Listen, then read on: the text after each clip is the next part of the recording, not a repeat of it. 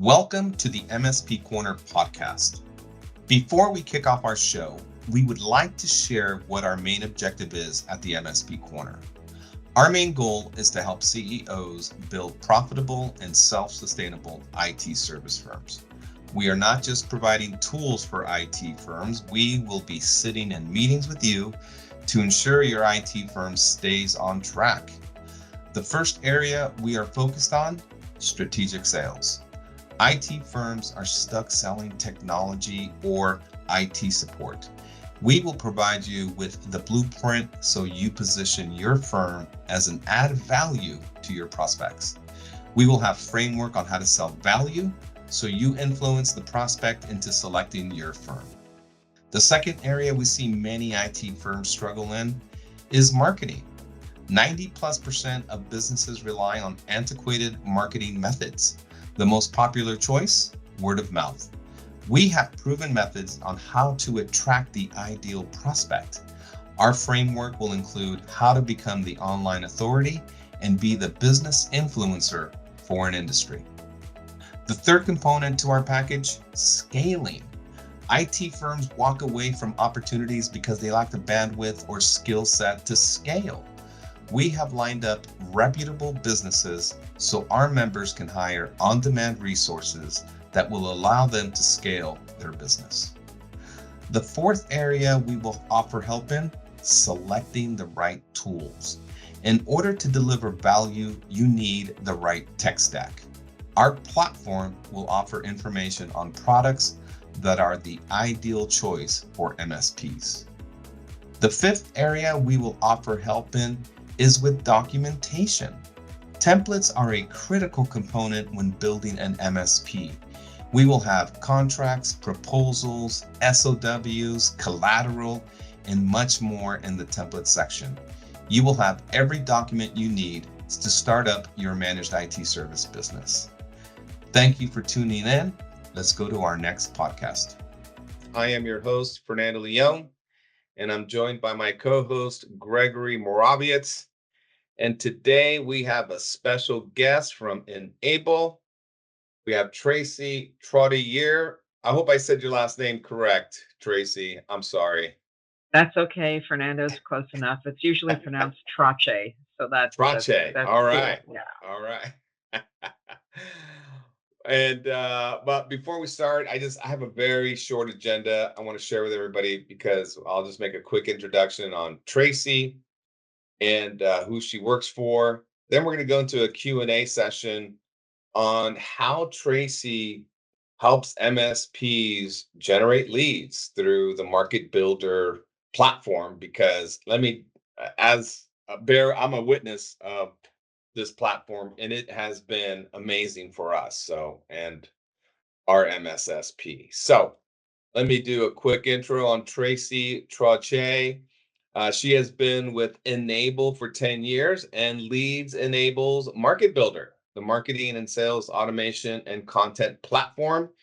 In her role, she helps MSPs around the world maximize their marketing efforts to generate more leads and better brand awareness for their businesses. And as you guys all know, marketing is a struggle, not just for MSPs, but just everybody. And we can use all the help we can get. And Tracy has been an angel, a pleasure to work with. And we love her over here. So, and if you guys don't know about Enable, well, everything they do at Enable is built around accelerating MSP's success with innovative software and unrivaled partnership. And well, that's why nearly 25,000 IT service providers trust Enable solutions to manage and secure their small and mid-sized enterprise clients.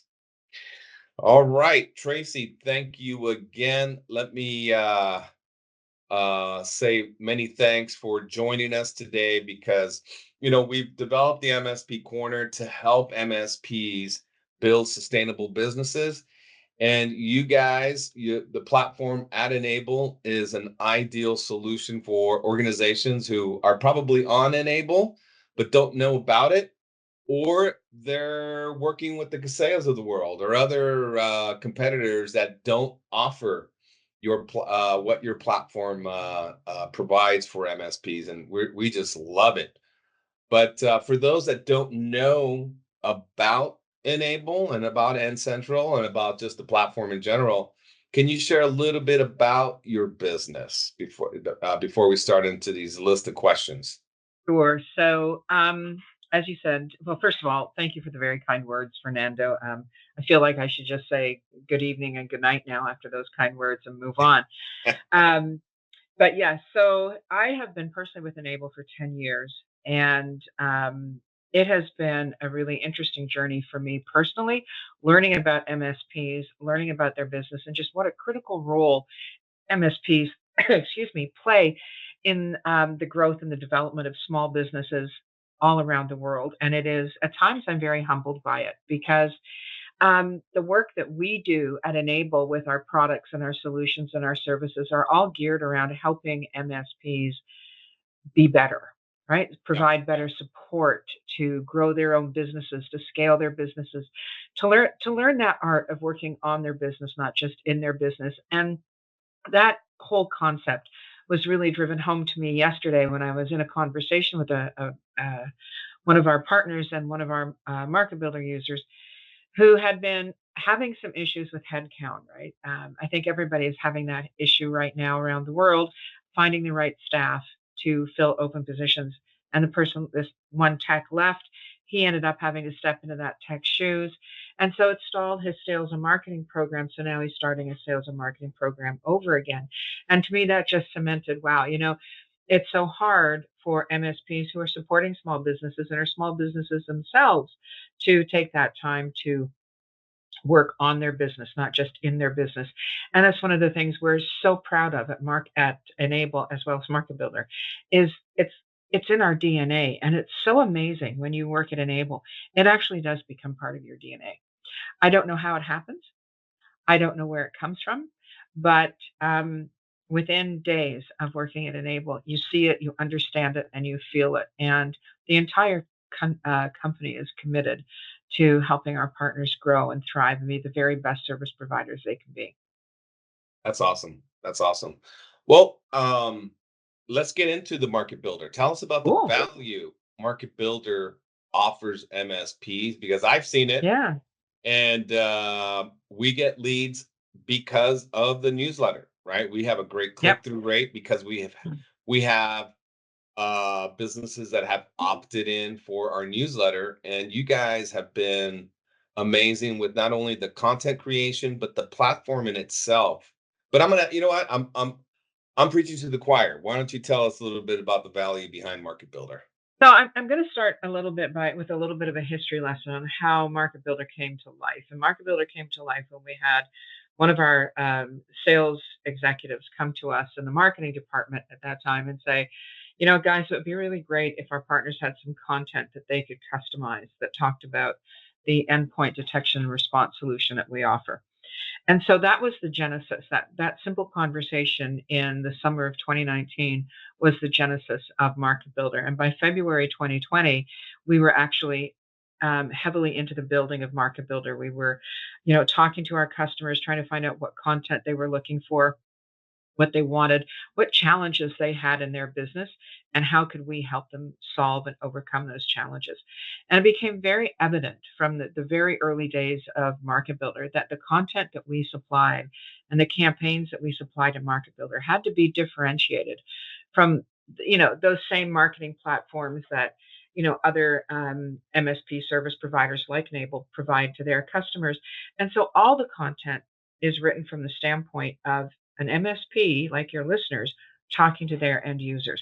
It doesn't talk about enabled products, even though we do have campaigns about Cove and we do have campaigns about Passportal and email security. We all know that those are the products. But at the end of the day, the end users don't really care that you're Yeah, using enabled. They care that their data is safe, they care that their data is secure, and they care that their business is going to continue. So the number one value that we provide MSPs around the world is that content that speaks to their business, not our business. And I love that. I love that we started with that as the primary pillar or the hmm, foundation of Market Builder, and it has continued now into almost 5 years. Market Builder will, well, actually, she's 4.5. She'll be four. Yeah, she's 4 years old now. She turned four in June. And since that time, we've built almost 100 campaigns in Market Builder. There's in excess of 2,000 social media posts spread across the platforms and the campaigns and the social media library. There is in excess of 1,000 emails. There's just so much content in there, and it's all done from the standpoint of the MSP talking to their end user.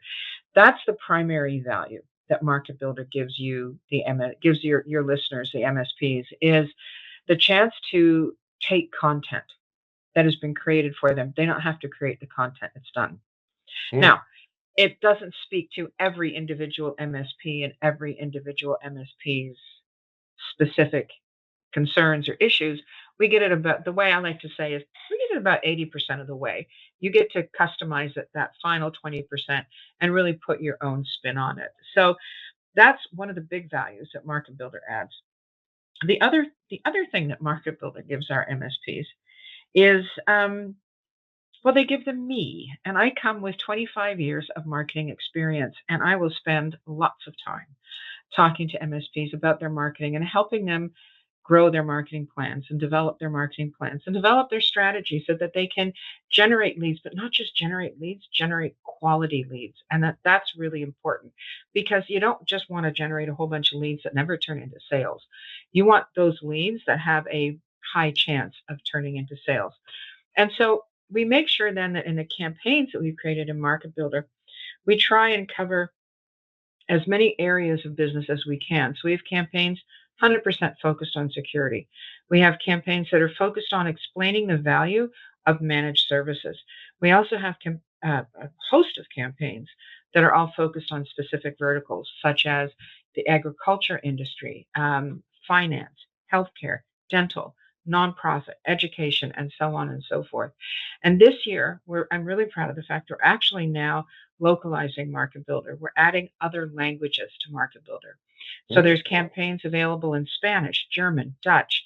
We're adding Portuguese. We're adding French, both French Canadian and classic French. So we're adding all the time to Market Builder, and it's just so valuable to MSPs that you can have this great content to use.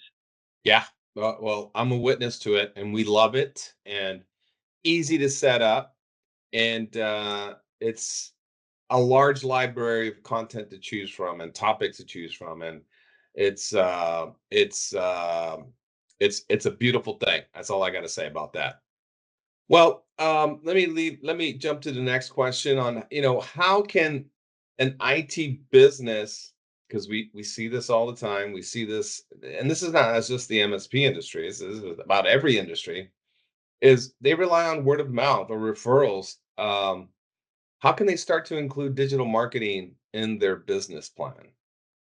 So digital marketing and word of mouth or referrals are absolutely made for each other, and there is a way to marry the two together. And one of the ways to do that is make sure that your Google business listing is up to date and make sure that you are taking the reviews that you get on your Google business listing and you're porting them into or linking them to rather your web page because people buy from people, right? Even in your own personal life, you look for those recommendations, you look for those referrals, you look for that information.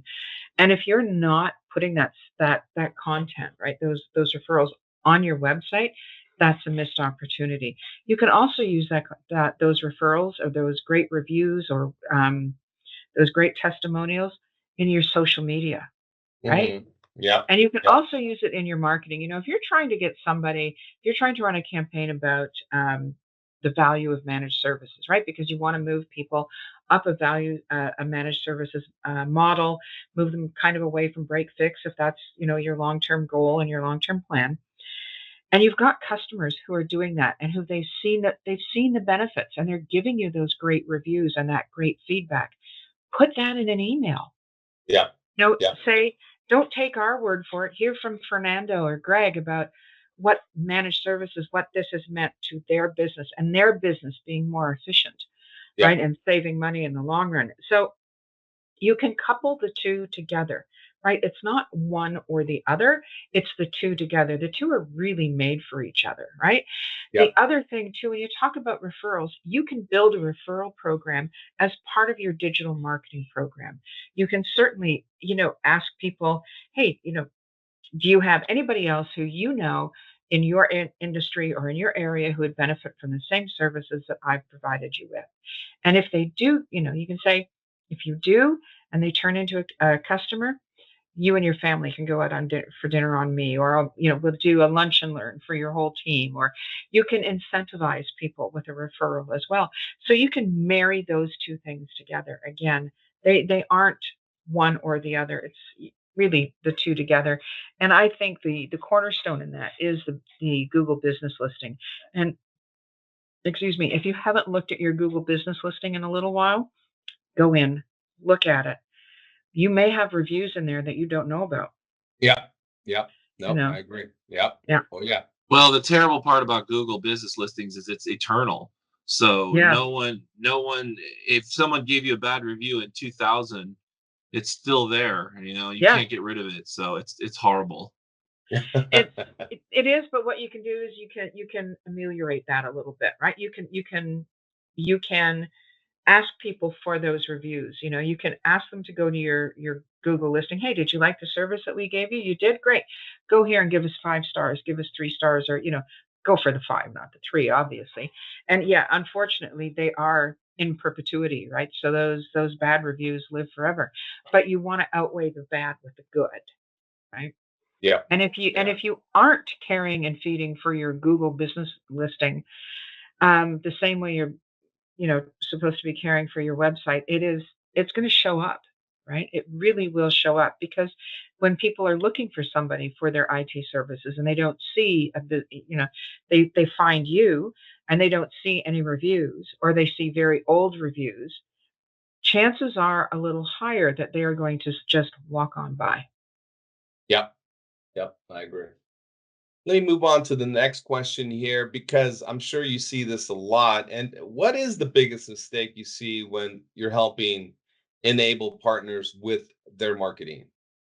That's a loaded question, and there's there's there's there's a couple of things, and I think one of the things I see kind of across the board is people are looking for the golden fleece, right? They're looking for that this is the thing. This is the one thing that is going to solve all my problems. I'm going to generate tons of leads. I'm going to be able to close tons of sales, and I'm going to be able to just do all the things that I want to do.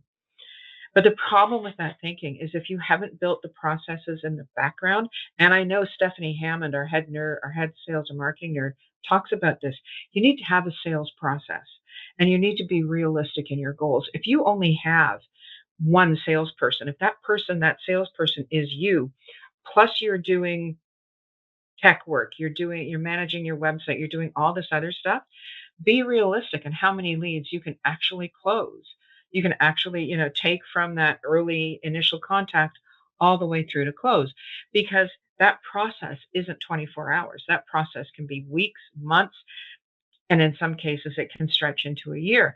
So you have to have that process fairly well documented, and you have to understand how many leads can I reasonably move through the process every week or every month or every quarter, and then work to that.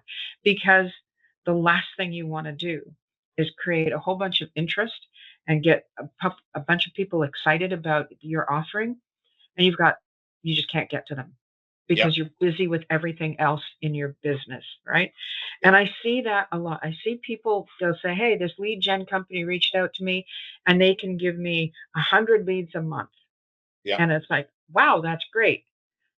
How are you going to close them? Yeah. What Yeah. what's the process?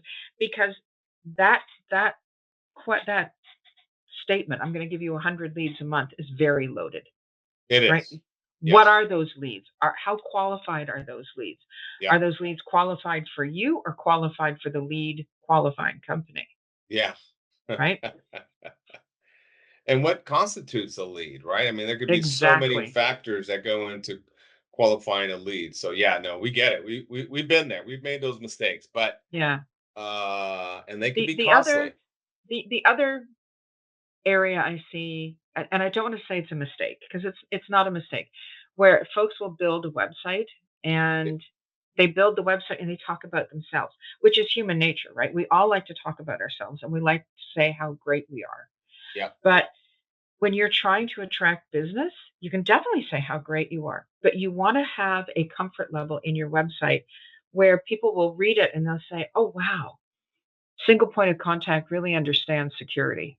Yeah. And they really understand the small business issues with security and making my business more efficient and managing.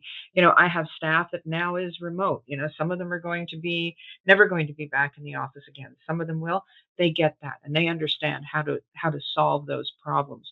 So and I think when we change that conversation and we start to change our websites and make it more about how we operate, how we approach business from the standpoint of our end users. It makes people pay attention a bit more, and it makes them click through your website a bit more. Yep. Yep. I agree. I agree. We see that a lot because as you already know, Tracy, we only work with IT firms and we go to their websites and boy, they love to talk about themselves. It's like the customer centric message is so lacking. Yeah. And it's you gotta you prospective clients need to understand that you understand what they're going through and you're there to solve their problem. And that customer centric message needs to embody your organization or else you're just not going to generate new business. It's just it'll be a big struggle.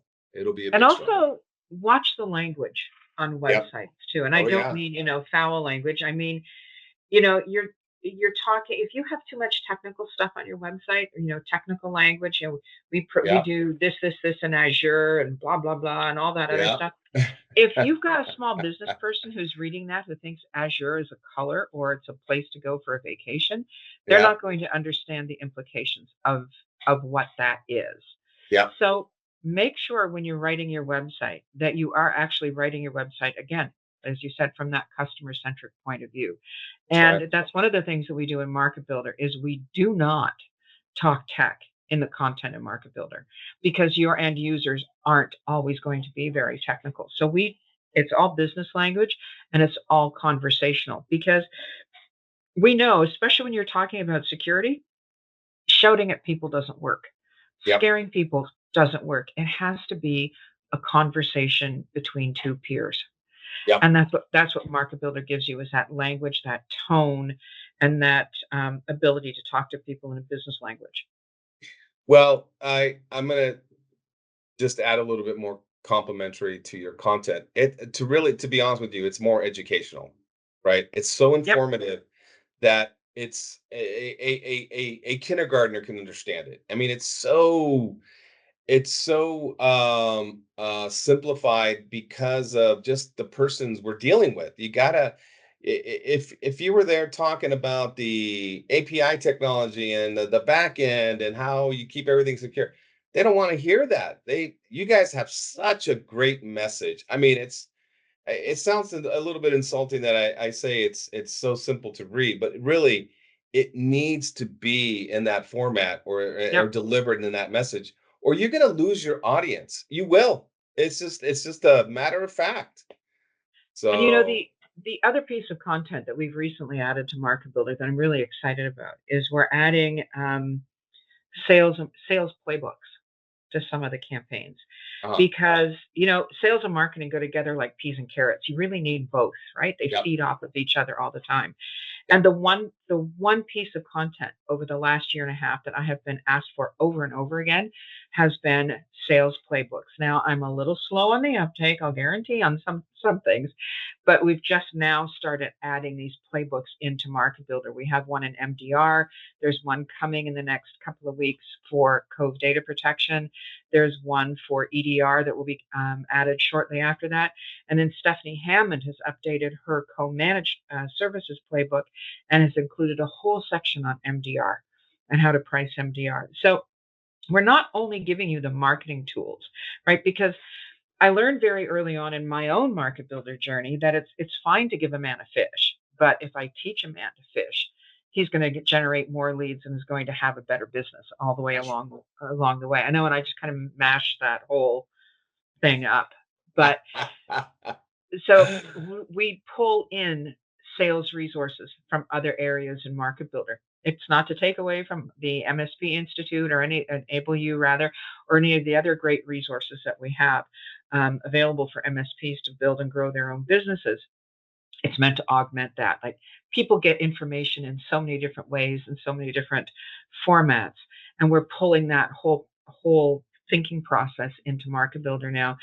Last week, I added 5 more videos to the MDR campaign, and it's all about pricing security, right? Because Wow. that's one question Stephanie gets asked over and over again is, how do I price my security offering? So we're giving you this great expert level content on how to price your security offering. So it's all there for people to go use. Yeah, no, I'm gonna have to watch that video. If you can point it to me, that'd be great. MDR Um, campaign. all right. Here's a question that's crossed my mind, and I'm sure it's crossed Gregory's mind. But before anyone sends a newsletter, can you share with our audience on when is the best time and day to send it and why? Why is that? Okay. So the best day to send an email is any day that ends with Y. And now I know that that's a very cheeky answer, right? It is a Yeah. very cheeky answer. So I went to this webinar a few months ago on email email changes and email statistics from 2023. And I guess this was back in January, and I was prepared to have my mind blown, and my mind was blown because what came out was the best day to send emails is Thursday. Hmm, They will okay. have the highest open rate on Friday. Okay. So, which is fine. If that's what you want to do, then do that. But one of the Yeah. things they were very clear about, and I'm very clear about as well, is experiment. So if you want to send your first email out on, you've got a couple of emails that you want to go out and you've got a list, send the first batch out on Tuesday morning at 9 o'clock or 10 o'clock. Then send the next batch at Tuesday afternoon at 2 o'clock and watch and see what happens. Yeah. Are you Yeah. going to have a better open and click through rate in the morning, or a better open click through rate in the afternoon, or separate them into 2 different days and do that a few times, and you will see a pattern emerge. You'll see that, oh, okay, so Thursday morning at 11:15 is the best time for my emails to go out. Mm, mm. Okay. Okay. Okay, Yeah. and so there isn't one best day. I mean, the industry standard for a long time has been Wednesdays, Tuesday, Wednesday, Thursday. Okay. But some of my best emails when I was doing marketing for Enable, some of my best email responses were sent out on a Saturday. Wow. Wow. Yeah. Interesting. Now, I was very particular about what I sent out, and what I sent out was a pricing guide on how to price your services. So it wasn't about Enable. We weren't called Enable back then, but it wasn't about the company. It wasn't asking you to sign up, do anything. It was, here's this content that you should read, and we sent it out at 10 o'clock on a Saturday morning because our theory was that at 10 o'clock on a Saturday morning, most people have not yet started their Saturday morning errands. They may be sitting watching TV, or they're likely scrolling through their device, reading the news, catching up on the day, or they could be sitting at a hockey game or a soccer game or a kids event of some sort, and they're scrolling through their phone. So our hypothesis was we would have a higher open rate than we do on an email that we send out through the week, and we didn't. It was identical. Yeah. Wow. Where it doubled was on the click-through rate. So that same email sent out on a Wednesday had, I think it was around a 35% click-through rate. And so that's the rate of people actually clicking and downloading the content. On Saturday, that was almost 70% on a click-through rate. So the open rate was the same, the click-through rate was double. So that you take that detail like that, and now you go, okay, I can send this email out on a Saturday and it's going to get a higher click-through rate. Will another message do the same thing? And so we learned that educational content like that was giving somebody something, was better received on the weekend. And so once a month, I would just add a Saturday, never on a Sunday, always a Saturday. I Okay. would pop Oh, an email out. all right. All And right. the same principle applies to social media, right? It used to be that people never wanted to post on businesses never wanted to post on Saturdays or Sundays. That's not the case anymore. You should be posting minimum 3 to 4 times a week per platform. Hmm. And don't leave Saturdays and Sundays out because people Wow. still go into LinkedIn, they still go into Facebook, they still go in, they still look at their tweets. And I had a question the other day for in a conversation, and it was, are they still called tweets? I, that's a good question. Now that it changed from Yeah, Twitter to X, yeah. good Are, question. are Is they it an called X? X's? Is it an Yeah, X's? Yeah, I don't yeah, know. I don't know. I think tweet is really stuck, but who knows? yeah. It's That part of whole the re. vernacular. So yeah, I like to tell the MSPs we speak to, I go, you got to practice the 3 E's with your email campaigns. You have to, because the 3 E's stand for you have to engage your audience. And how are you going to engage them is with your newsletter. You got it. And then the next E is the educate them. And then the last one important is you have to consistently execute this plan. Because if you do it for a month and then you stop for 6 months, you're not going to fill that pipe with leads. This has to be done consistently, yeah. and you can't be soliciting your prospects. Engage them by with educational material, because you're adding value, right? You're teaching them something. Maybe they already know it, but maybe they're going to read something that they don't know about, and that's where you bring the value in the educational material. And people or prospects will remember that, and they will remember that, hey, Fernando and Gregory are credible people. They produce great content. They have excellent educational material. They're experienced in this and that. Let's give them a call. That's the way Yeah. it works. That's just the name of the game. That's how you got to do it. So, It absolutely is, and you hit on something really important there, Fernando. You talked about consistency and frequency, and marketing is a long game, right? yep, it Sure, is. you're gonna have some short term impact and some short term results, which is great. Um, but it is a long game, and it is something that you have to do consistently. And that becomes very evident, as I was saying earlier, in social media. When you are consistent and you are posting that, making those posts frequently and consistently, the algorithm notices and it starts to serve your content earlier in the news feed, right? In the recipient's news feed. It doesn't matter what it is, whether it's LinkedIn or Facebook. Those algorithms still kind of still kind of operate the same identical way. So, and we look at that too with email. Like if you're going to send somebody an email and ask them to subscribe to your newsletter, then you better have a newsletter Yep. every week or every month, Yeah. every 2 weeks, whatever the frequency is that you're going to send out your newsletters. If you are generating subscribers, you better give them the content they're looking for. Yep. Oh yeah. Yeah. And Yeah, give them good content, quality yeah, content, yeah, unique content. Oh yeah. yeah. Yeah. And it doesn't always have to be business related, because sometimes the best content is content that you can pull in from somewhere else that isn't necessarily IT related, that could be fun.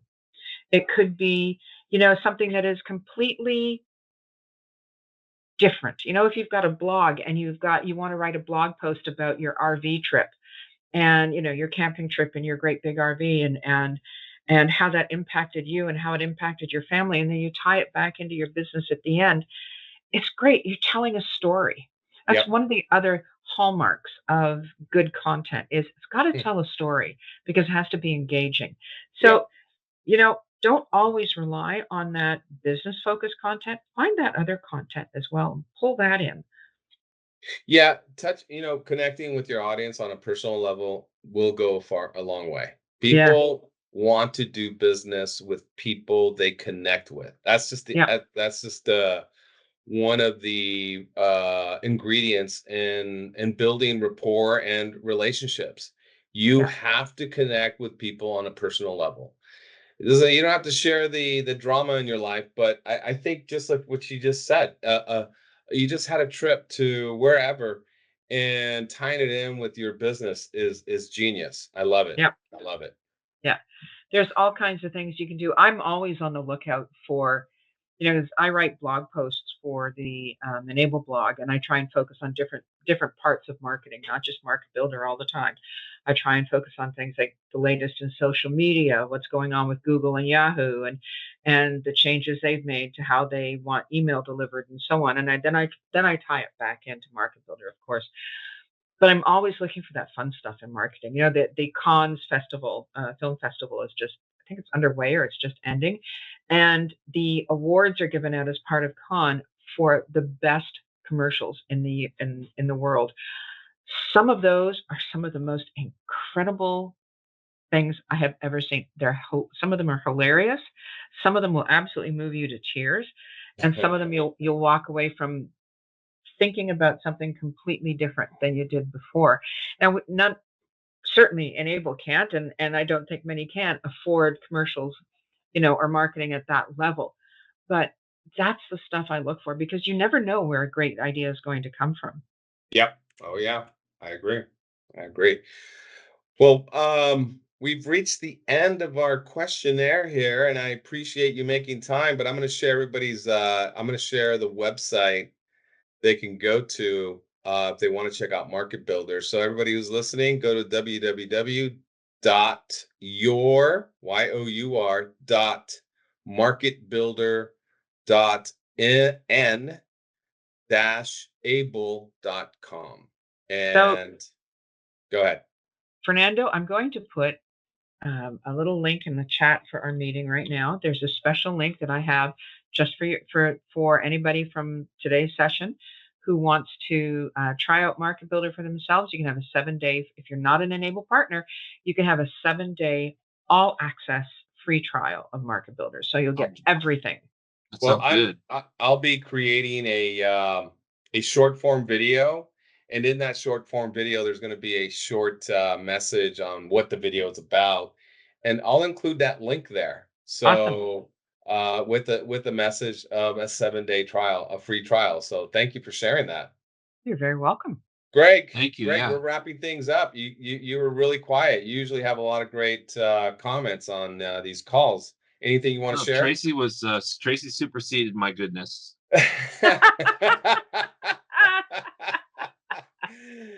Yeah. In other words, I talk too much. You said it, not me. Yeah, oh my God. Yeah, we've been well, thanks again, Tracy. We appreciate you making time for us and joining our podcast. We're so excited about working with you and continuing our journey together. I'm going to stop recording here in a second, but I do want to give a live webinar, but let me talk to you about that after I stop recording here. Let me just wrap this up. Hey guys, thanks for listening. And don't forget to sign up to be a member on the MSP Corner website. You can go to www.mspcorner.com. Please share our link with the CEO who will find our information beneficial to their business.